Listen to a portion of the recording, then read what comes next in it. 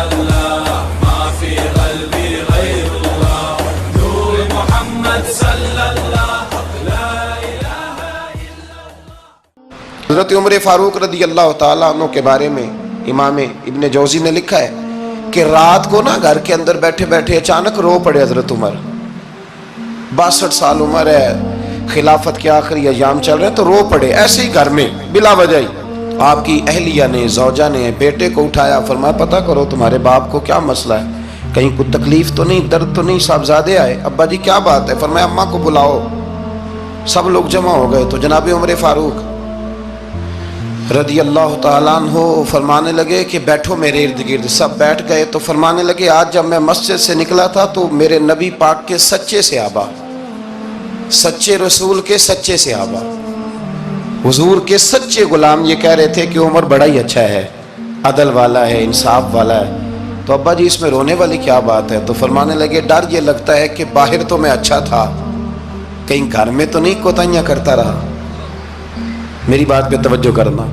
کہیں گھر میں آپ باتیں سن لیں تو شاید جتنی میں کرتا ہوں دوسرا کاری کوئی نہ سکے, لیکن جب عمل کے راستے پہ ہم نکلتے ہیں تو وہ مسدود ہے, وہ بند ہے. عمل کس نے کرنا ہے؟ آپ کوئی آیت پڑھیں تو یہاں غلطی نکالنے والے 20 لوگ مل جائیں گے, 20 لوگ, لیکن اس آیت پہ عمل کرنے والے کتنے ملیں گے؟ تو حضرت عمر فاروق رو رہے تھے, کہنے لگے کہیں تمہارے حقوق تو نہیں پامال کرتا رہا. تو آپ کی اہلیہ نے جب سنا تو وہ کہنے لگی عمر مجھے تو بڑا پرانا شکوہ ہے, آپ کا جاہ و جلال اتنا تھا میں بات نہیں کر سکی. عمر تم نے سارا دن مسجد میں گزار دیا اور ساری رات نقاب اوڑھ کے مدینے کی گلیوں میں گزار دی, میں تو زندگی کی کوئی خوشی دیکھ ہی نہیں سکی. چاہ تو میرے اندر بھی تھے نا کہ میرا شوہر کچھ گھڑیاں بیٹھتا, کہیں مجھے لے کے جاتا, تو میں تو کچھ نہیں دیکھا, مجھے بڑا شکوہ ہے. تو حضرت عمر کہنے لگے چل اللہ کی رضا کے لیے معاف کر دے. بھئی معافی بیوی سے نہیں مانگی جا رہی, معافی اپنی غلطی کی مانگی جا رہی. یہ سمجھ لیں, بیوی کے لیے تو خاوند کا بہت بڑا مقام ہے نا, لیکن یہاں غلطی کس بات کی ہے؟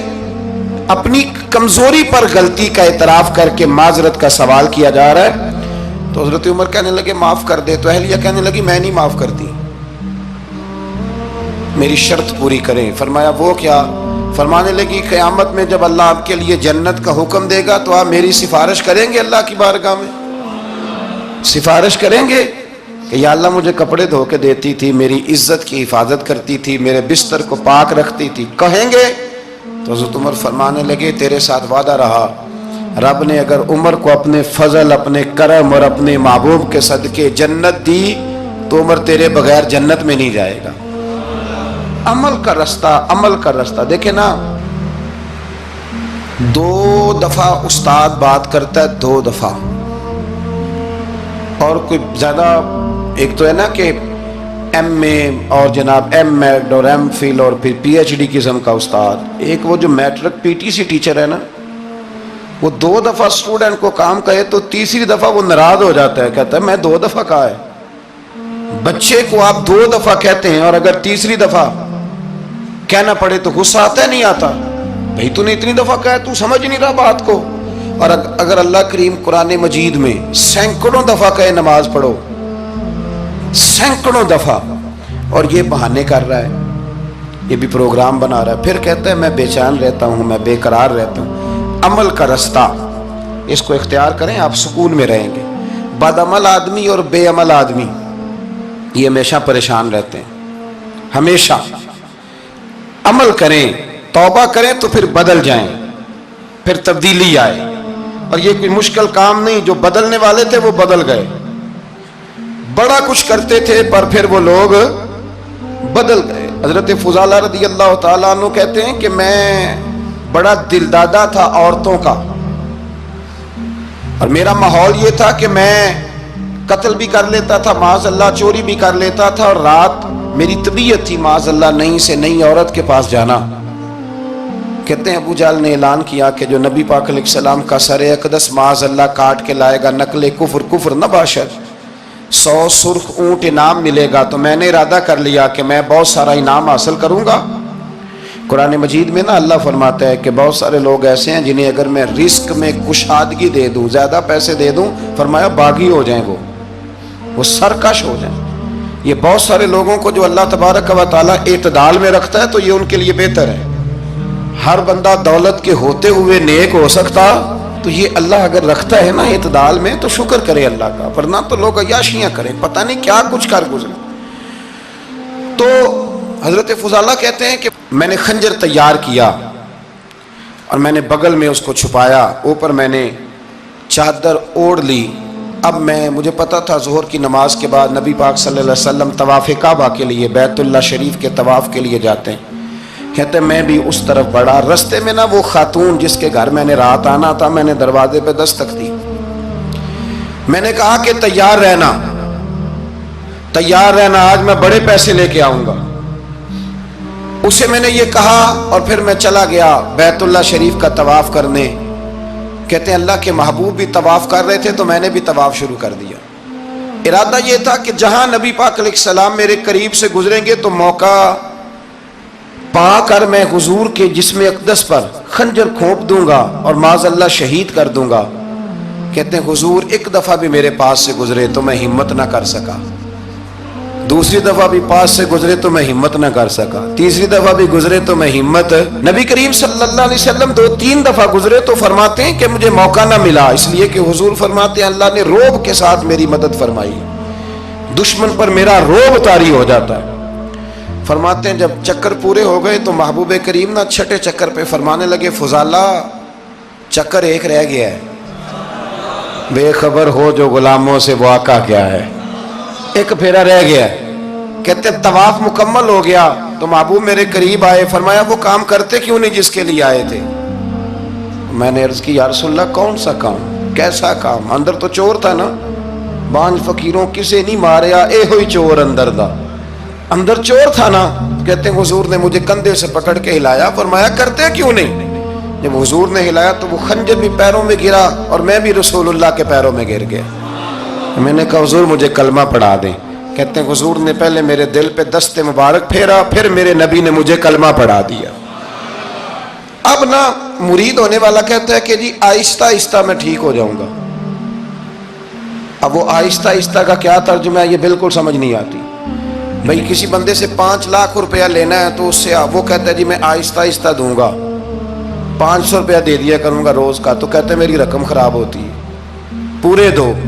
اور نیکی کی بات جب آتی ہے تو کہتے ہیں حضرت صاحب دین اتنا سخت نہیں ہے، میں آہستہ آہستہ ٹھیک ہو جاؤں گا. اب میں مغربی شاب پڑھنی شروع کر دیا میں نے، اب میں تسبیح لے لی ہے، کل میں نے بھی آہستہ آہستہ میں ٹھیک ہو جاؤں.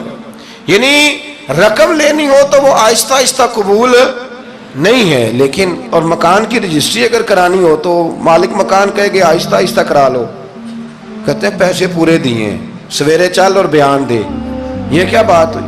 یہاں یہ جو ہمارا ماحول تھا نا کر لیں گے ہو جائے گا، یقین کریں لوگ قبروں میں چلے گئے ہیں پر مسجدوں میں نہیں آئے. ہر کام سے لوگ ریٹائر ہوئے پر گناہوں سے ریٹائر نہیں ہوئے. آخر تک تباہی اتر گئی لیکن لوگ بدلنے کو تیار نہ ہوئے.